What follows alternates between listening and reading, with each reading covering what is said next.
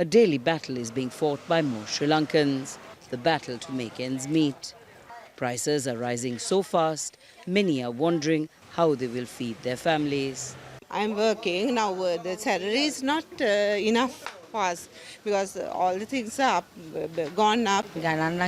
Prices are too high. Usually I buy 500 grams of each vegetable. Now it's just 250 grams. Unsustainable debt, reduced tourism income and mismanagement and corruption by the government has created Sri Lanka's worst economic crisis in memory. The shortage of fuel is only adding to the misery. It is difficult with the diesel problems. Things are more expensive because of this. There are less people shopping because many are still in fuel queues. So the vegetables don't sell and we have to throw them away. With food so expensive, people are being forced to compromise. The quantity has come down than what it was. So, and even the quality-wise, you buy the cheaper stuff than the expensive. Pensioners are badly affected, with their money buying far less. We normally don't cook at home. You see, what we do is that we come and buy something from a restaurant and then go and take one packet of lunch and then share. You see, wife and mine. So the living of this country is very difficult. Balancing their reducing purchasing power with the need to put nutritious meals on the table is one of the biggest challenges facing Sri Lankans amid this economic crisis. That's a fact that Prime Minister and Acting President Ranil Wickremesinghe says he's hoping to address. Speaking to an international panel on preventing global hunger and famine, he revealed the extent of the problem. The global crisis and an internal crisis, both have come together and brought us to a level where many estimate as much as 6 million are facing malnutrition. Other reports which I have even say 7.5 million. Wickremesinghe has admitted Sri Lanka is bankrupt.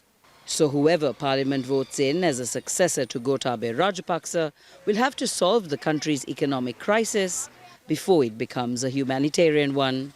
Minelle Fernandez, Al Jazeera, Colombo. Sri Lanka is appealing to friendly countries for help with its flagging economy.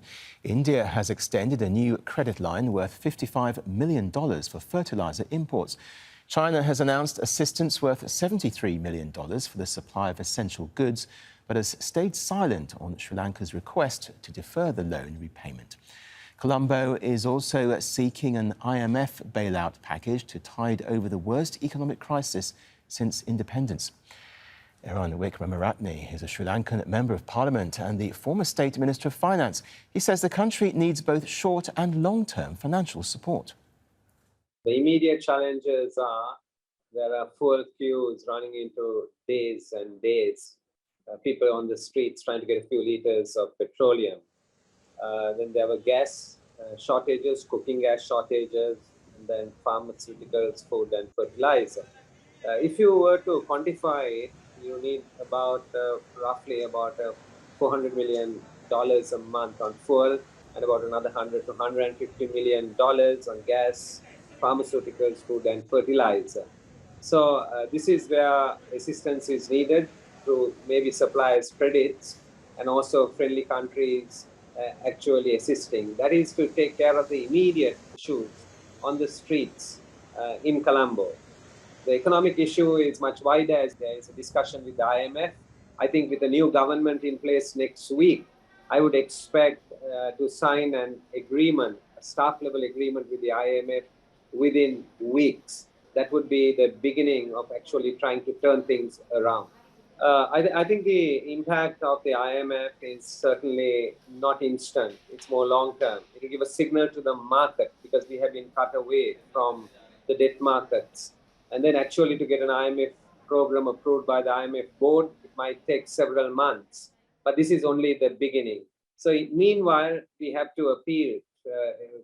We are working towards an extended fund facility with the IMF, but we have to appeal for more emergency funding once we have got the staff level agreement in place.